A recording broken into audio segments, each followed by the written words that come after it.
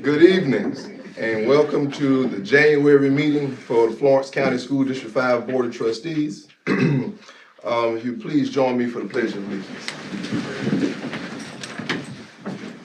I pledge allegiance to the flag of the United States of America and to the republic for which it stands, one nation, under God, indivisible, with liberty and justice for all.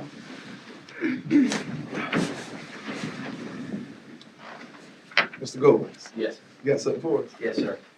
If you don't mind, bow your heads. Father God, we just thank you that we can come together tonight as a community, as a school board, as schools, and just uplift your name. And God, we just thank you for the 2023 that you gave us. We thank you for the accomplishments that we've had in 2023. And God, we pray that you would bless us even more mightily in 2024. God, may you bless us and keep us and shine your face upon us and be gracious unto us. And we'll give you all the glory in Jesus' name. Amen. Amen. In accordance with the South Carolina Code of Laws 1976, Section 30-40-80E as amended, the following were notified of this meeting.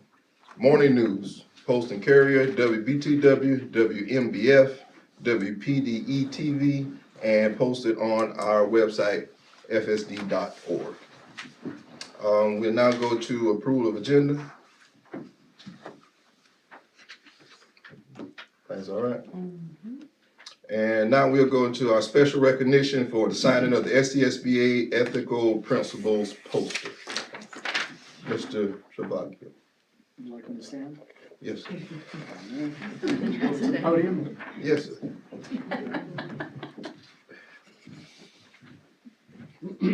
He will read and each board member will sign the principles that he's reading. As a school board member in South Carolina, I pledge my efforts to improve public education in my community and will solemnly try to represent the interest of the entire district when making decisions and to rely on available facts and on my judgment rather than on individuals or specific interest groups. To understand the proper role of the board to set policies governing the district and to hire the chief administrative officer to carry out these policies. To encourage an open exchange of ideas by all board members during the decision-making process. To seek regular communications between the board and students, staff, and all segments of the community. To attend all board meetings, to study issues facing the board, and to enact policies and official actions only after full discussions at such meetings. To work with other board members in a conscientious and courteous manner befitting the public trust placed in the position of the school board trustee. To communicate concerns and public reaction to board policies and school programs to the superintendent and other board members in a professional manner. To support employment of the persons best qualified for staff positions and to ensure a regular and impartial evaluation of all staff. Excuse me. To avoid conflicts of interest and to refrain from using my board position for personal or partisan gain. To encourage recognition of the achievements of students and staff and of the involvement of community residents. To support legislation and funding which will improve the educational opportunities and environments for students and staff. To take no individual action which would compromise the integrity of the board or administration. And to respect confidentiality of information that is privileged under the Freedom of Information Act. To study current educational issues and to participate in training programs such as those offered through the South Carolina School Boards Association and the National School Boards Association. And to make the educational setting in our district the best possible to encourage all students to achieve and to love learning. Thanks, sir.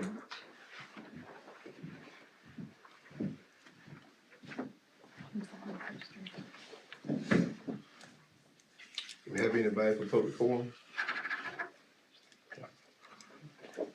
We'll move right along to our consent agenda. Hope everybody's had time to look over the minutes, the monthly financial support, and the school services statement. Have any questions, concerns?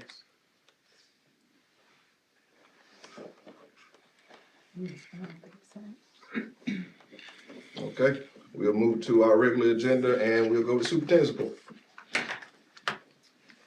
Okay, I'd like to start off by saying how much we appreciate you guys as a board. January is School Board Appreciation Month, and we couldn't ask for a better support system here in Florence School District 5. We appreciate each and every one of you. In front of you is a small token, just to let you know how much we think of you and how much we appreciate all that you do each and every day. I've said it a bunch of times, we are so blessed here. We truly are. We've had a lot to be proud of in the past month, and I'm gonna start off with that, just sharing the great things going on in Florence 5. If I click it again, there. Songfest, 5th place, Mid Carolina Middle School. 4th place, Johnsonville Middle. Performing Arts Small Group, 5th place, Saluda Middle. 4th place, Williams Middle. 3rd place, Fairfield Magnet. 2nd place, Johnsonville Middle. Campaign Skit, Junior, 5th place, H.E. McCracken Middle School. 4th place, Wren Middle School. 3rd place, Palmetto Middle School. 2nd place, Bowling Springs Middle. 1st place, Johnsonville Middle. Canadian. 4th place, Lauren Harper, Sand Hills Middle. 3rd place, Luke Marlowe, Johnsonville.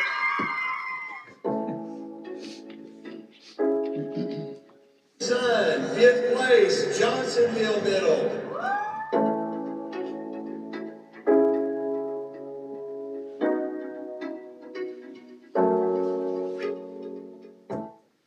Junior Beta State Vice President Quinn Harris.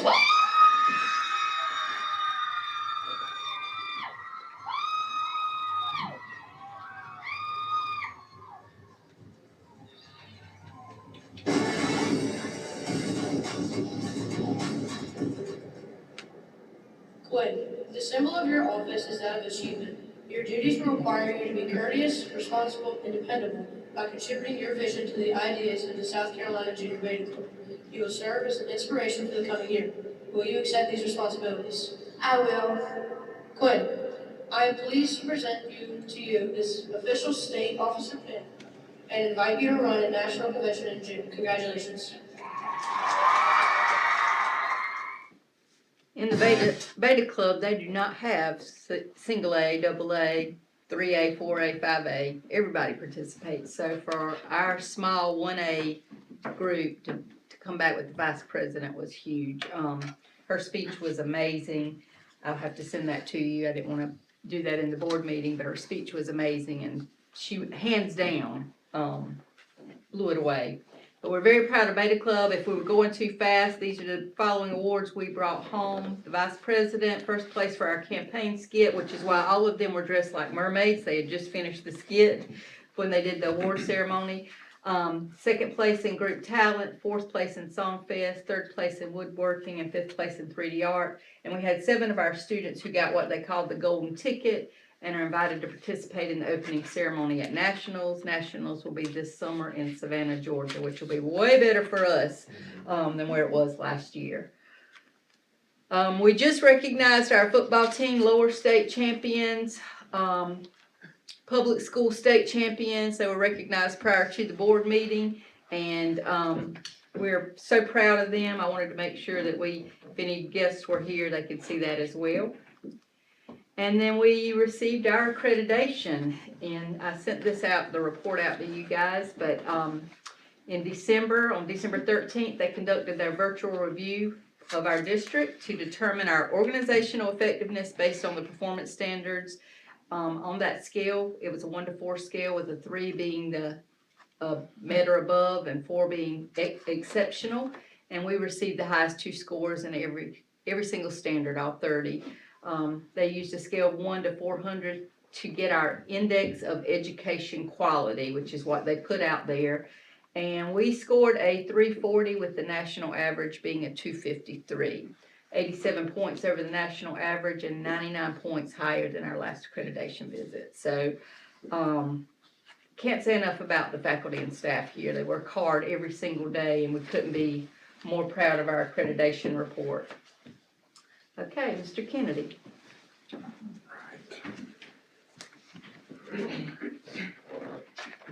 All right, we'll start with the technology update. We are doing a student laptop refresh this year. The purchase order was cut today for those. The order will be placed in mid-February. 6 to 8 week lead time for that.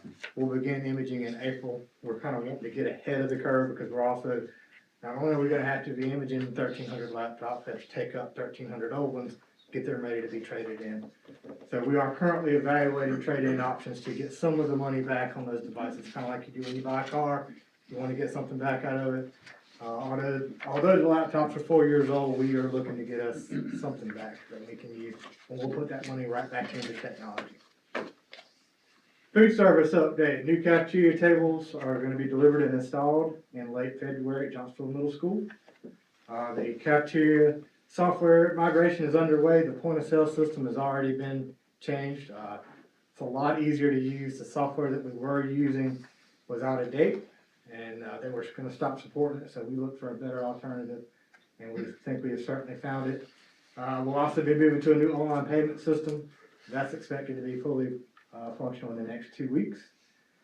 And I know this is kind of funny that y'all see a bunch of Dippin' Dots on there. But Mr. Miller, our food service director, he came to me and he said, "We're trying Dippin' Dots in the cafeterias," and I got excited because I like Dippin' Dots. And then he kind of crushed my dreams and he said, "Well, they're yogurt," and I was like, "Well, I got to try them." I've tried the cookies and cream. I think other people in the office have tried the other ones. They're good. They're $2 a pouch, and the kids, he said the kids are just eating them up. So it's really cool that he's taken that extra initiative to find healthy snacks that the kids like. But I wanted to share that, as funny as that is, with you guys. Safety and security update. I know y'all heard me talk about the School Violence Prevention Program COPS grant. Like everything else with the federal government, that process is going slow. We are waiting to actually receive the money. Department of Education is also a little slow in getting us that money as well, but I've already started preliminary planning to get those projects going as quickly as possible. We've already had vendors here looking at what we're wanting to do. Some of the big things we're wanting to do with that is additional cameras in our schools, man traps at JHS and JMS, replacing all the interior door locks, and exterior door refurbishments and replacements. All right, a couple of facilities slides here. With the $7.5 million bond referendum, as you guys know, and security grants, we had to form a facilities planning team so that we could prioritize all that. That's a lot of money, and there's a lot of work to be done. So we have formed a facilities planning team consisting of all the individuals you see there on the screen.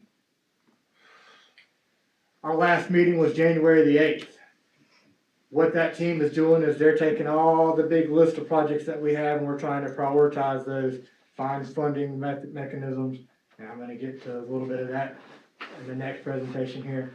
But we're basically wanting to stretch that $7.5 million with grants and other opportunities. So some of the projects that we're kind of highlighting here tonight, the athletic lighting project, electrical work has already begun by our maintenance department to prepare for that. And the project has been identified as a priority with our energy savings company, Schneider Electric, and they will begin work on these projects very soon. Baseball fencing, maintenance is currently gathering quotes on that. The track resurfacing and storage building, we're also gathering estimates on those buildings for the concrete, the building itself, and resurfacing options for the track. The HVAC replacement, I know y'all have heard us talk about that. The RFP has been put out on SCBO, which is South Carolina Business Opportunities. That's where all the vendors go and see what we're wanting them to do. So that should be out here very soon. And the next district facilities planning meeting is held on February 7th. And we'll give you guys a more update on that at the next board meeting. All right, so we did a request for qualifications for an energy savings company. That closed, and we have issued an intent to award to Schneider Electric. We had 3 firms respond to that. I've got part of their team here tonight. They're gonna kind of give you guys an overview of what they're gonna do for us. But like I mentioned earlier, you know, we're trying to find ways to stretch that $7.5 million, and they're gonna help us with that. All right.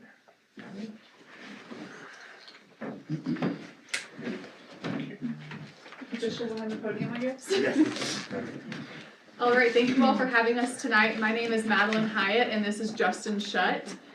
Justin is just passing out a little one-pager overview of who we are and what we plan on helping the district with. But like Adam said, we are not an electric company, we are an energy services company. So we help school districts creatively and strategically design, fund, implement, and then we guarantee the performance of infrastructure projects for the long term. So Justin's gonna explain a little bit more about who we are, and then I'll kind of touch on what our plan is to help the district. Yeah, good evening, everybody. So for those of you not familiar with Schneider Electric, we've actually got a pretty significant footprint here in South Carolina. We've got 2 manufacturing facilities, one out on Garner's Ferry Road outside of Columbia, another one in the upstate in Seneca. About 1,200 employees in the state that are producing close to $500 million of mainly electrical infrastructure annually. Madeline and I don't directly work with that team. We're with a niche little group in our business. It's called our Sustainability Business Unit. And the goal of our Sustainability Business Unit is to formulate partnerships with the public sector, primarily school districts here in South Carolina, as well as across the country. We are focused specifically on South Carolina. And our goal is to identify and strategically implement a number of different comprehensive upgrades to your facilities. So we're trying to understand all of these different areas that either might be inefficient currently, or there's just a need from a capital improvements or deferred maintenance standpoint as well. And we can pull all of those things together to be designed and implemented collaboratively in parallel and in conjunction with a similar funding source that's also collaboratively formulated, whether that is guaranteed energy and operational savings that are a result of some of these upgrades. We've also got an in-house grant writing team so that we can go and get funds and grants and rebates and incentives that might be associated with the particular technology upgrades that we're proposing as well. So to date, we have implemented over $120 million of upgrades here in South Carolina to school districts across the state.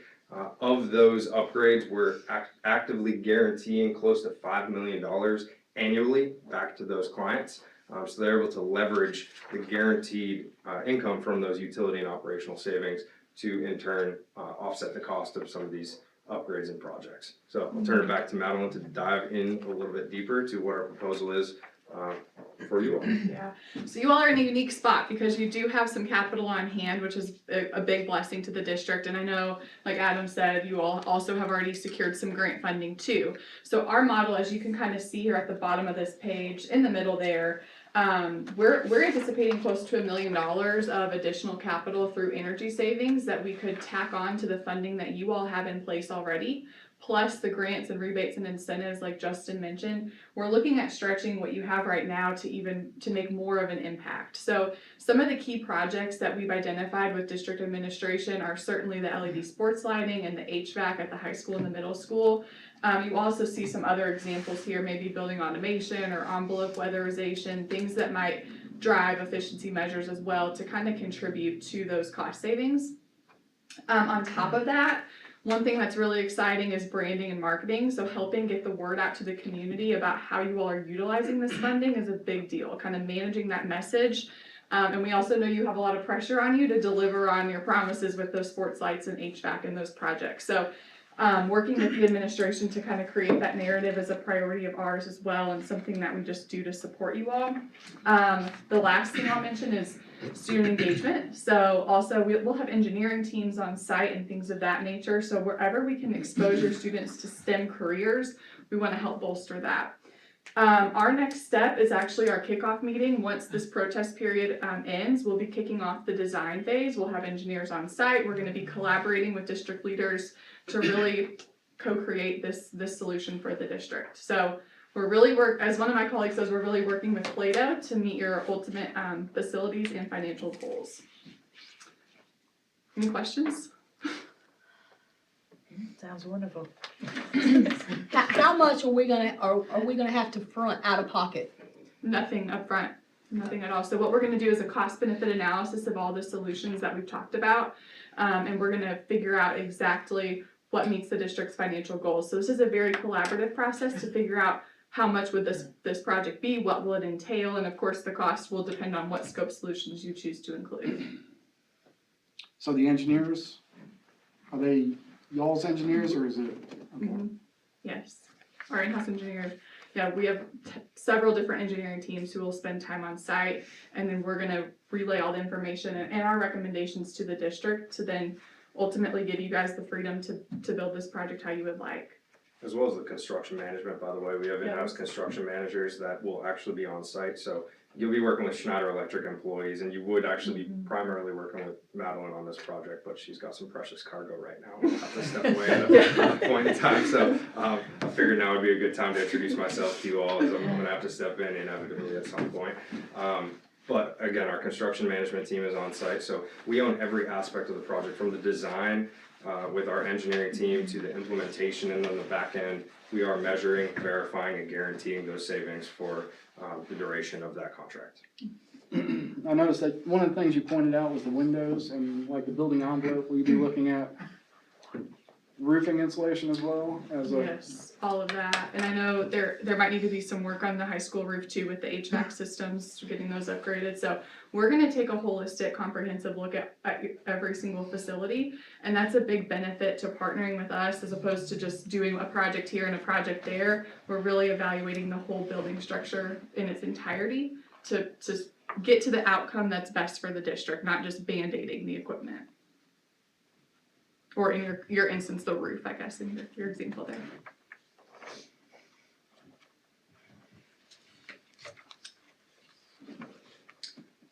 Anything else? Good. Okay. Good. Thank Thank you. you so much. Yes, Look forward to working with you all. yes, thank you. Thank you.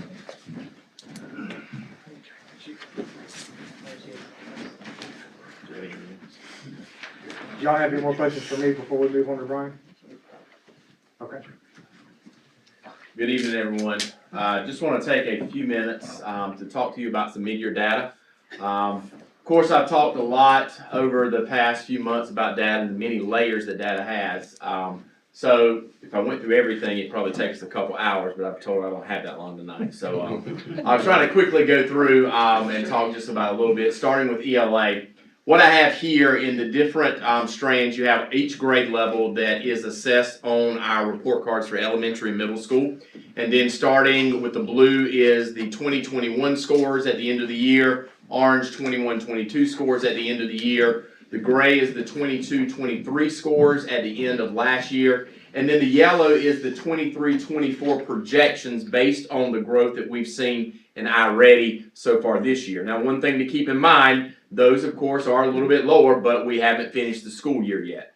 And so one thing to look at is if you look at gray in 1 year, the yellow for the next year would be kind of that same cohort. And so in some of those areas, of course, you still see that there has been some drop, but the thing to keep in mind is this is only a half year's worth of data. So a lot of that really is hard to kind of figure out right now, so I'm going to dig a little bit deeper, peel off some layers, but I did want to kind of show you where we're at right now, mid-year for ELA. What I want to show you is that from the beginning of the year in ELA at JES to right now, mid-year, we have seen growth. Of course, we always want to make our green bigger and our red smaller, and we've started that process from the fall to now. For the Tier 3 students, those are students that are 3 or more grade levels behind, we have reduced that by 13%. And for our Tier 1 students, which are students on grade level, we've increased that by 15% since the beginning of the year. This is for each grade level. Again, you see as if you go down quickly, we are seeing growth in every grade level from the beginning of the year, and we're reducing the red, the Tier 3. The ones I want to highlight the most right now tonight is our grade 3, 4, and 5, because those will be the grades in ELA and math that are on our school report card.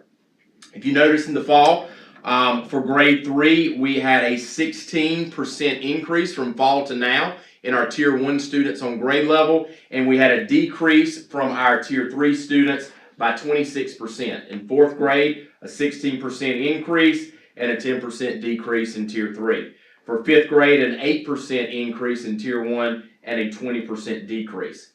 Now, one thing I do want to point out is something that we are really beginning to discuss and something that's really standing out to us.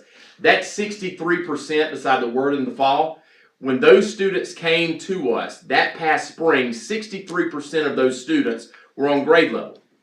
By the time they left and went through the summer and came back and took an I-Ready test, notice how much summer lagged, that they had dropped from 63% on grade level to 25% on grade level. We are noticing a great, tremendous drop from summer to fall. And so we're beginning to think of ways, what can we do in the summer to try to keep our kids so that we don't have that big of a gap? Because what's happening is our teachers are getting that big gap, and then they're having to spend all year trying to close that gap again and try to grow them even more. So we're in the beginning stages of discussions with our principals, district administration on what we can do to try to close that gap a little bit. But I did want to point that out because when we saw that, it kind of blew our mind almost of the drop that we see from summer to fall. And again, as you can already see, we're closing that gap again. We're halfway through the year, that gap has went from 25 to 41. We're still 20% to go. And as I tell the principals, and they laugh sometimes, I tell them, you can't take your foot off the gas. I think they've even stole that slogan a little bit. You can't take your foot off the gas. We've got to keep our foot on the gas because we've got to continue to close those gaps. For Johnsonville Middle School, also seeing growth. For Johnsonville Middle School, we saw a 16% growth in Tier 1, and we saw a 10% reduction in Tier 3. For grade 6, we saw a 1% growth on our grade level students, but a 10% reduction in our Tier 3. For grade 7, a 16% growth in Tier 1, a 7% reduction in Tier 3, and then grade 8, a 12% growth in Tier 1 and a 7% in Tier 3. Again, if you look at those numbers, you see again that drop in the summer, but you see how we are slowly closing that gap and just keeping our foot on the gas so that by the end of the year, we can make sure that that gap is completely closed and look for growth. Same thing I showed you earlier. This is now math. Pleased with some of the growth that we're seeing in our math scores. We know that across the state, across the country, that math has been a major issue for schools and districts. And so we're seeing growth in math. We're seeing to where we didn't actually see as much of a summer slide in math as we did in reading this year, which again kind of blew our mind a little bit. But I want to take that and dig that down a little deeper also. In math for JES, we saw a 14% growth in Tier 1 and a 15% reduction in Tier 3. Again, that's everywhere, every grade level at JES, we saw a growth in Tier 1 and a reduction in Tier 3. Again, looking at those on the report card, we saw a 12% growth in grade 3 math with a 26% reduction in Tier 3, an 11% growth in Tier 1 in grade 4, and a 12% reduction in Tier 3. And then grade 5, a 17% growth in Tier 1 and an 18% reduction in Tier 3. One of our greatest areas that you see is in that 5th grade, coming from elementary school to middle school, and that grade 5 going to there, that 41% dropping all the way down to 13% by the time they come back. Again, that big slide that we know we've got to figure out a way to try to reduce that each year. Looking at the math for JMS, we saw an 11% increase in Tier 1 and an 8% increase in Tier 3. Seeing in the 6th grade a 23% increase in Tier 1, a 5% decrease in Tier 3. And you may look, well, the decreases are a little bit less in there. We actually started a little bit higher in math at the middle school. We did not see that summer slide as much. Same thing in grade 7, an 8% increase in Tier 1, a 9% decrease in Tier 3, and then 8th grade, a 3% increase and an 11% decrease. Right now, based on the scores that if we ended the year, and we got a report card at the end of the year, we're currently about 1.44 points off in academic achievement at the elementary school compared to where we were last year, and less than a point off in academic achievement at the middle school based on where we're at the end of last year. So we're close. We're right there, almost where we were at the end of the year. So we know with the hard work that our teachers have put in semester one, that as they continue to keep that foot on the gas and put that hard work in semester two, we should be projecting to be at least the same, if not a little bit ahead. And so continue to encourage them to work hard. And we know that our students and our teachers can continue the great work that they're doing. One thing I want to just point out, of course, last year, we did get an ATSI designation at Johnsonville Elementary School based on the year 22 results for our students with disabilities. That was the one designation we had as a district. If you notice on the top graph, in 2021, 11% of our students with disabilities were met or above at the elementary school. Last year, with the work that we started last spring after we got the designation and continue, just even from then, we moved from 11% to 25%. So we had a growth of 14% of our students with disabilities met or above an ELA. In math, a little bit even more, we had a 16% growth in math for our students that are met or above. Now again, with an ATSI designation, we have to stay on that list for 3 years before we can come off of that list. But if we continue to make those gains, we're definitely going to be coming off. We just got to, again, keep our foot on the gas so that we can come off. The bottom graph here is basically showing the students with disabilities, their I-ready at the elementary school. Started off in the fall, 41% of those students with disabilities were 3 or more grade levels behind. By the winter I-ready, only 14% of those students were 3 grade levels behind. As 2 grade levels behind went from 32 to 23, and then students being 1 grade level behind, of course, that increases because the top should decrease. As you get toward the bottom, it should increase. One area that we're looking at for our students with disabilities is how can we take some of those from 1 grade level below and get them on grade level. But as you see, the progress is being made, and as long as we keep our foot on the gas, we're going to continue to see progress. Looking at the high school, just some projections for EOC, grad rate, and CCR. Our EOC scores, and this one's a little confusing, so there's 3 different things we're looking at. The first blue is what percentage we had of students with C or above on the test last winter. The middle one, the orange, is where we ended up at the end for winter and spring of last year. And then the gray is where our students were at the winter of this year. So if you notice in Algebra 1, last winter, our students scored 62% C or above on Algebra 1.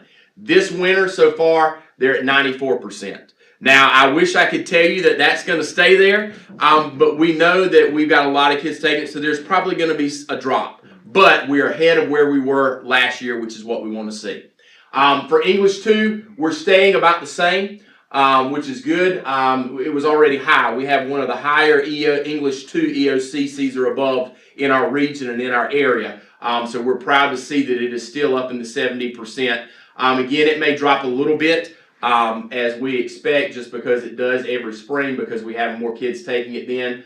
So, but we're hoping that it'll be even higher though in the spring than what it was last spring. Biology, seeing a slight increase from 17% last winter to 20%. And then for U.S. history, we had a slight drop from 23 last winter to 19% this winter. So we've already begun the process of many different things, especially for our biology and U.S. history. We have an appointment set up next week that we're going to be visiting a school that had higher EOC scores because we believe in learning from people that are doing things well. We're doing things well. We want people to learn from us, but also when we see that someone's doing something well, we want to learn from them. So we've already begun looking at schools that have scores higher than us. How can we meet with them? What can we see that they're doing? What are they doing in the classroom? What are they doing with formative assessments? How are they getting their students to grow? And that's what we're looking at. We've also reached out to the State Department for some different resources and materials so that we can make sure we're providing our teachers with everything they need so that they can help our students also. CCR and grad rate, it's kind of a toss-up year to year. Over years, it fluctuates up and down, as you notice, from 2021 to 2023.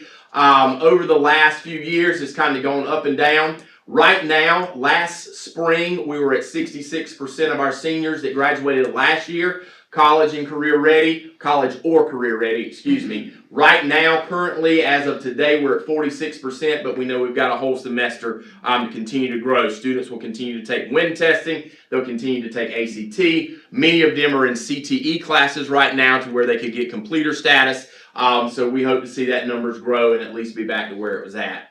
For grad rate, again, you see that fluctuation over the years from 84 to 77 to 82. Right now, if the year ended right now, we would be at 72% based on our calculations. But we're working with a group of students that are right there, that we're trying to do everything we can to help them push. And if we can get them to graduate, we'd be probably somewhere between 77 to 80%. If we get them all to graduate, we'd be about at 80%, which is close to where we were last year. One thing to notice that I think is important to realize that starting this school year, we already had 13 kids that had dropped out and were completely gone that we can't really track. And there's nothing that we can do about that for this year. But we're keeping a close eye already starting with this 9th grade group, keeping them on track because that is another aspect of the school report card starting this year that we will have what's called a 9th grade year on track, and every year that will progress, which is basically a graduation rate for every grade level. And I didn't put that on there, but right now we're about, you remember what percentage we are for our 9th graders on track right now? All of them are. All of them are right now. So as long as they pass their classes this spring, we're very high percentage for them to pass. So again, keeping our foot on the gas, not letting up. None of our principals are letting up their foot on the gas. They're working with their teachers. They're having data meetings. We're having data meetings as leadership. Teachers are working hard. So I believe in Florence 5, and I know that we can continue to see growth. Last thing, just a few updates. We are in the beginning stages of the implementation for our CTE Health Science program. I mentioned last board meeting that with Florence 2, we did get a grant. We are close to posting the teacher position for that position next year, hopefully maybe by the end of this week, early next week, posting that position so that we can begin taking applications and starting interviews. And we're beginning to schedule meetings with Hannah Pamplico so that we can work with them to purchase the equipment that we need. Their teacher over there, Miss Casey Cooper, she's been instrumental in helping us understand, letting us go over there and visit, look at what materials and equipment they have, and then helping us to ensure that we have what our students need as we start up. Continue with learning walks. You hear me talk about that a lot. I had one at the elementary school this morning, going to the middle school tomorrow, going to the high school next week, continued learning walks, looking at what's going on in our classroom, having data meetings, focused on closing those gaps because we know we're not where we need to be, but we've got a semester to go. And so we're going to work hard the rest of this semester to get there. And then the last thing, letters training, started at Johnsonville Elementary School when we returned from the Christmas break in January at the beginning. JES is participating in the South Carolina Department of Education funded Science of Reading Professional Learning Opportunity. The Science of Reading is the push from our State Department of Education on teaching reading.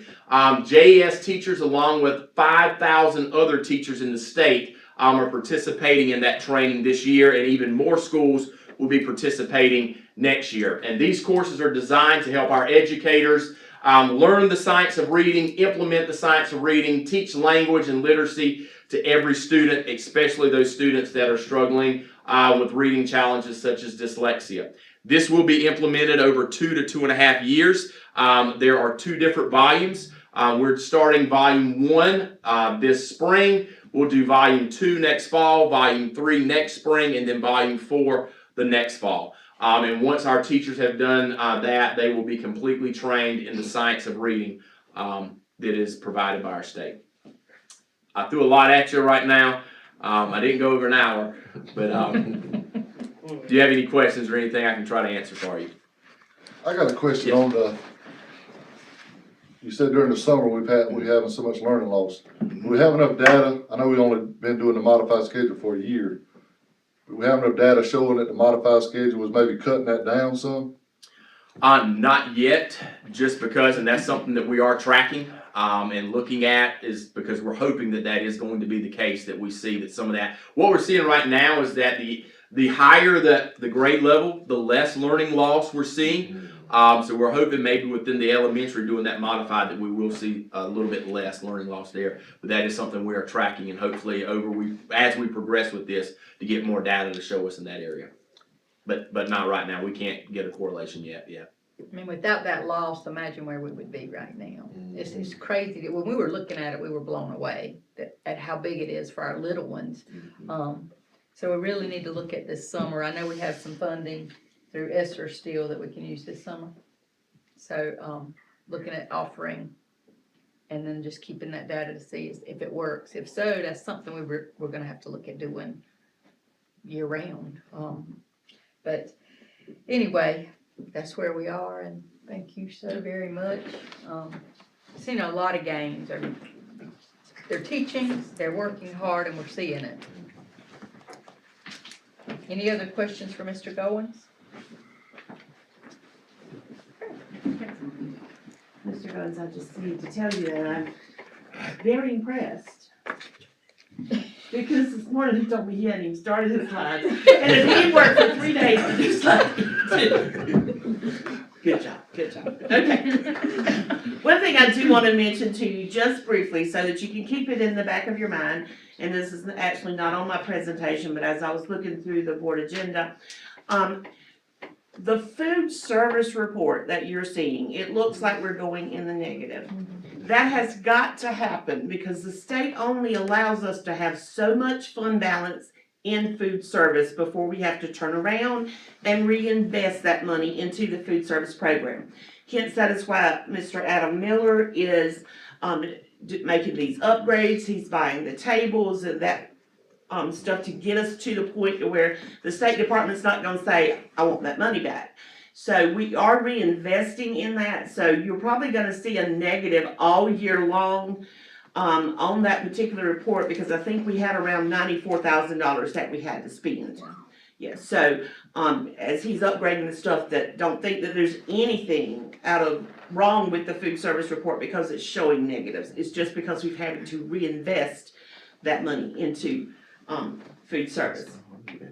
Okay, I know you're not ready to switch gears a little bit, but we need to talk a little bit about the 24-25 budget process. We met with all certified retirees on Wednesday the 17th. We wanted to talk with them briefly to let them know that letters of intent were fixing to go out. We didn't want anybody to be surprised when we added a section on the bottom of the intent letter that says that they are retirees. And that means there's certain guidelines that we have to follow to rehire. One, we have to advertise. We have to certify that we didn't get any qualified applicants for the job. And then two, we can't offer them a contract until May the 31st. They're very much aware of this, but we wanted to have a paper trail that they were aware of this. So we added an extra thing at the bottom that says, you know, I'm a retiree, I do want to come back, and I understand that these things are going to have to happen. Now, all of the intent forms will be due back to us on Friday of this week. So we will know if anybody is planning to leave, you know, what positions we might possibly have. So we can go ahead and advertise now, because we want to advertise as early as we can. So that people have not entered into other contracts in other districts that they have a problem of getting out of. So we will be doing that probably next week after we meet and look over all the results of all the positions that we need to advertise for. This one. Okay. How many people do we have that qualify for that? The people certified that we have to get waivers for from the State Department is 15. We have, and some of those are in really hard to find categories. You know, in the past, we've not gotten a lot of applicants, but we may. I mean, it depends. So that's why we want to get it out there as early as we can, so that we can be sure that, you know, that the potential is there for us to look at all the applicants. Once everything is turned in, the principals will ultimately make those decisions on what they feel is best in those particular situations. The next steps, probably week after next, we're going to meet with the principals. We're going to talk about class sizes, You know, where is there, you know, do we have something that's out of sorts, something that, you know, is this grade level got too much? Do we need to move some positions up or down? That's something that we always discuss. And we're gonna have to review all reoccurring funding sources. We're gonna have to look to see what we're paying out of all those funding sources, and I'm talking about all of the Title I, Title II, all the way up to Title V. So, and we've got several different years going at once because those kind of overlap. So we're gonna look and see what it is that's in those projects, what is most beneficial, what it is that the principals have on their priority list of the most effective programs that we can offer. You know, let's evaluate this one and see if it's giving us what we need. Is it making a difference in student scores? Is it not? So all of those things will go into trying to make the best decision we can for each individual project that we have. And then we're gonna have to evaluate really closely the loss of the ESSER III funding. That project actually goes away 9/30 of this year, so we have until September the 30th. But there's a lot that funding has allowed us to do. And a lot of that, because we had to do, I wanna say, was it 30-something%? Or was it 70%? No, 70. It was. It was on academics. Learning loss. So the biggest chunk of what's gonna affect going forward is the stuff that we've done for academic progress. So we're gonna, it's gonna be a tough decision. And there'll be things, of course, that Ms. Bronson will come back to you as a board, to try to make some decisions when we get to that point and discuss all of that with you so that you know, why we made the decisions that we made and so that everybody's on the same page with that. Are there any questions for me about our process starting the 24-25 budgeting process? I don't think so. Just know when you see those positions listed, that does not mean we have all those people leaving. We've got the list of retiree positions. So people, if they see it on the Facebook page or the website, may say, what's happening? These are our retiree positions. They're still there, but we still have to always post them. done that? We have. I think We've the- always had to advertise, but we worded it sometimes we had differently. other people that were leaving in those categories, you know, like PE or a certain science position, and it was overlapping with more than one person. But, we do have to certify to the State Department of Education now that we have advertised and we have looked at every candidate prior to asking for the waiver. So yes, we've I had think in that. the past, we've been allowed to say we are accepting applications for all positions without necessarily listing them, but we really need to make sure we do everything exactly the way we're supposed to. So it doesn't mean that somebody's leaving Right. necessarily. It's just that we are accepting applications for those positions. Yeah. Okay, and just, these are upcoming events we have in the next few weeks, just to kind of we have a busy next few weeks with basketball. We do have some meetings at the high school that, to help out some of our parents who are struggling completing the FAFSA, which kids need to complete to go to college.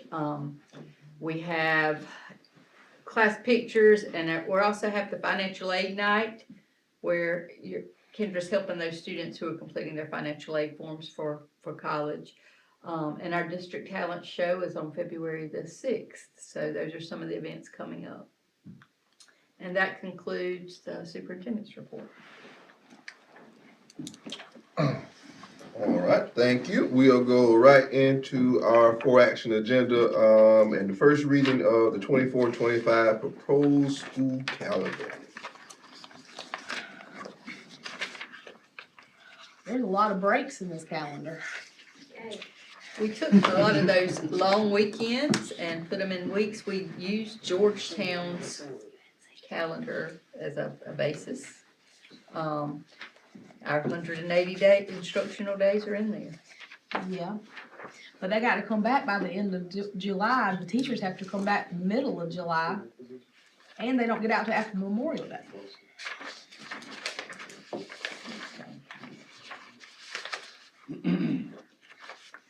This calendar was created by a group of teachers who served on the committee.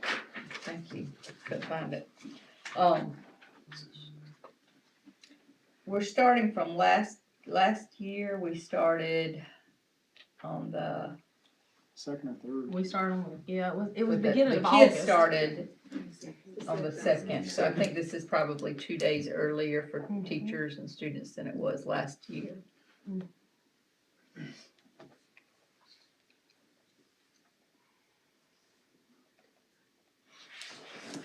Didn't last year I think it was after the first reading, we let the teachers kind of vote on, we had like two models and they voted on which one they We wanted? did that when we went from traditional That's to right, that's right, modified. that's right, Mhm. okay. Didn't we send it out to the parents too as well? Next question. As a poll? Mhm. Are we gonna plan on doing the same thing with this, or? We this is can just do gonna be that. We can do that. What we did this year was just have the committee come in, it's a committee of teachers. It's the same committee that's been doing it, I've kept the same committee because it's just easier. You have to make sure you have so many days each semester.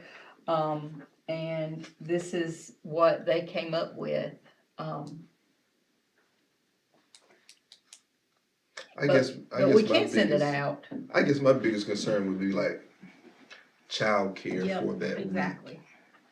Um, For for for elementary and elementaries. part of middle school, you know, it's one thing you got to find childcare for Thursday and Friday, but when you have to find childcare for the whole week, that kind of puts you out. But we can send it out if that's what y'all would like to do to get more feedback. I mean, I really like coming back the 1st of August and being out by Memorial Day. I really like that. And it feels like that gives them a little bit more time during the summer, because I mean, the teachers aren't getting but a month and a half off. But I've also heard the teachers that like that, they like that week-long break for October and Yeah, like I and said, this was February, 'cause created by teachers. right, cause they say it's less burnout for them and I think the kids. I've heard pros and cons both ways, that's why I was wondering if it had, you know, I think the last time we sent it out modified, it was, the Well, I percentage can't- was like 80%, everybody was for it, so They that's, polled the teachers at all 3 schools by sending out sample calendars. Okay. And, the sample calendars, I think we had Georgetown, Pamplico, Rock Hill maybe? Fort Mill, that's who it was. And they voted on Georgetown's calendar. Now, this is just the first reading, so we have time to, it's not actually due until April or May, so we have time. If we need to tweak it, we're just gonna have to get that second reading. So I know Mr. Goins just put that, that learning loss over the summer. Does Georgetown have any data on like shortening their calendar, whether there's learning loss? They actually started modified after us. Yeah, they So- just started it, I like got you. this year's their first This year, I year's their think. First year? But historically, if you look at school districts that have year-round, not modified, you do not see as much learning loss in those. But now that is for full year-round, because you have even less. Great time. well, the spring break is very late this year, so that week in February gives them kind of a breather, cause I mean, that spring break is almost at the end of school. And one comment made by teachers in it was, last year, they basically looked at a schedule like this and the one with just the weekend breaks. And they said that they thought that they'd rather just have the weekend breaks, but they said after having it this year, they realized they would have rather had the week long, and that's why they went with that. For the burnout, as I heard someone say, the burnout of teachers and students. Okay.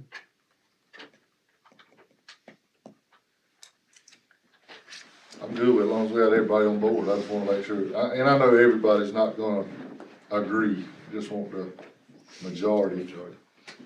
I'm good with it.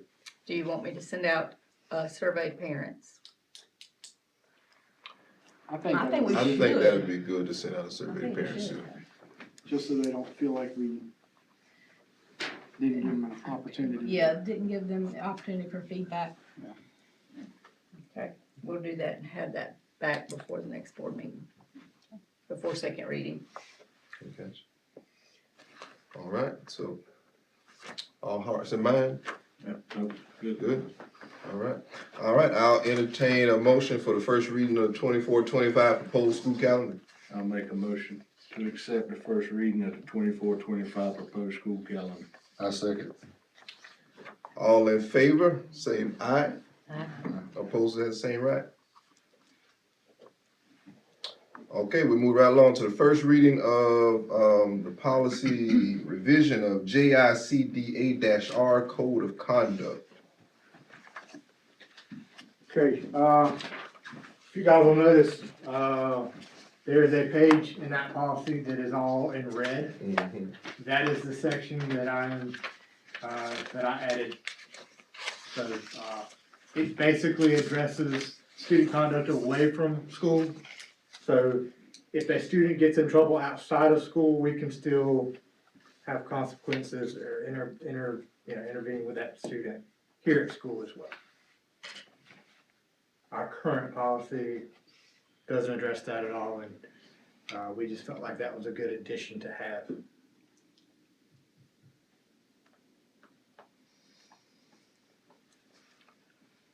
Any questions, concerns? Are there any other school districts with a similar? Yes, that policy actually came from Richland too, Okay. but there are several that have that policy. Everybody has that same policy as a whole, but that addition there is becoming a common thing because students are getting in trouble a lot more outside of school than they used to, in ways that would affect the learning environment. In those other school districts, is this out of school portion of it creating any problems for them? Not that Any I'm aware of. lashback or anything like that from parents? Yeah, I could see a Facebook post now. My kid got in trouble outside of school and the school suspended them. Now, let's just, one thing I wanna point out though, that's just allowing that to happen. That is not saying that every kid that gets in trouble outside of school is gonna have any certain consequences. All that's doing is giving our administrators the ability, if they deem appropriate, to do that. And there's still, if you notice, there is an appeal process in there as well. Yeah. If a decision is made by the district and the parent doesn't agree, they can still appeal that as well.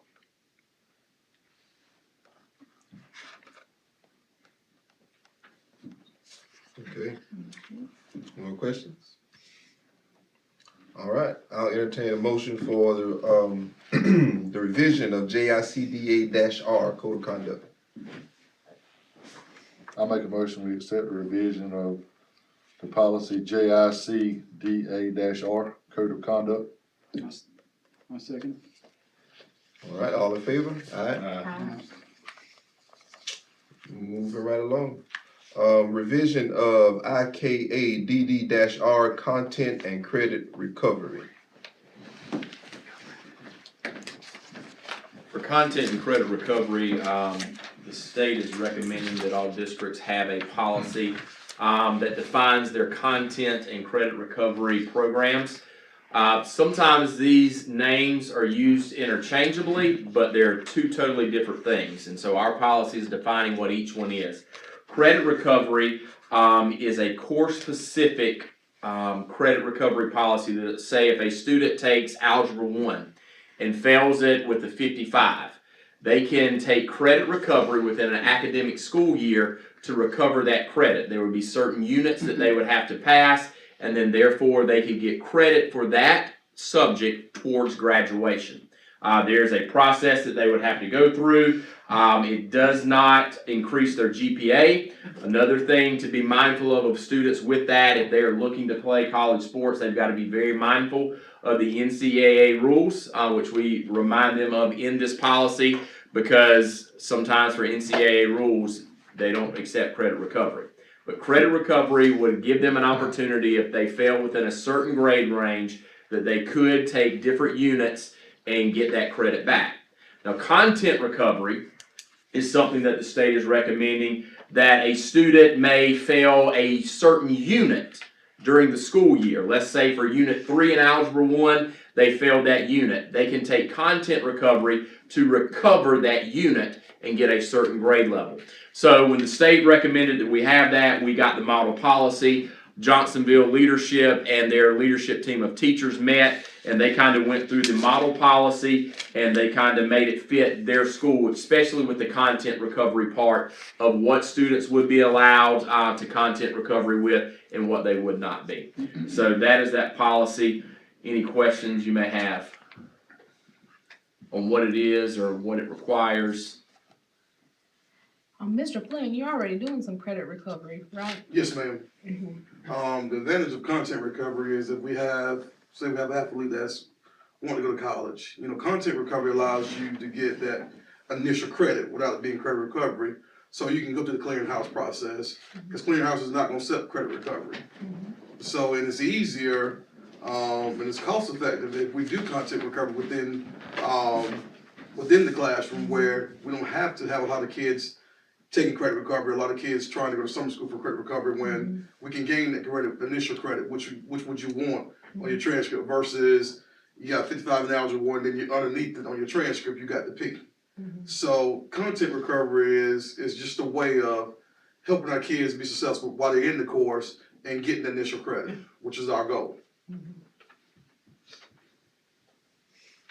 And this policy just defines what our district will do, what the eligibility requirements are, what students will have to do to be able to participate in either one. So it kind of gives us what the state recommended, a guideline, so that it's just not make up as you go, but these are our requirements, these are what we expect, these are what students and parents would have to do. Okay. Any more questions? All right, I'll entertain the motion for first reading of revision IKADD-R, content and credit recovery. Make a motion that we approve first reading of policy IKADD. I second. All right, all in favor? Okay, and for the final is overnight field trip, salt fishing team. It's not in our packet.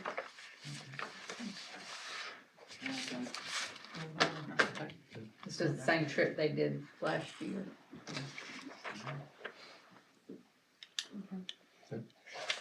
Questions? I'll entertain a motion to approve the overnight field trip. I make a motion, we approve the overnight field trip. I second. All in favor? Let me know that that's not in the packet. Oh, it's okay. It should be. Okay, I'll entertain a motion to move into executive session. Make a motion, we move into executive session. I second. All in favor?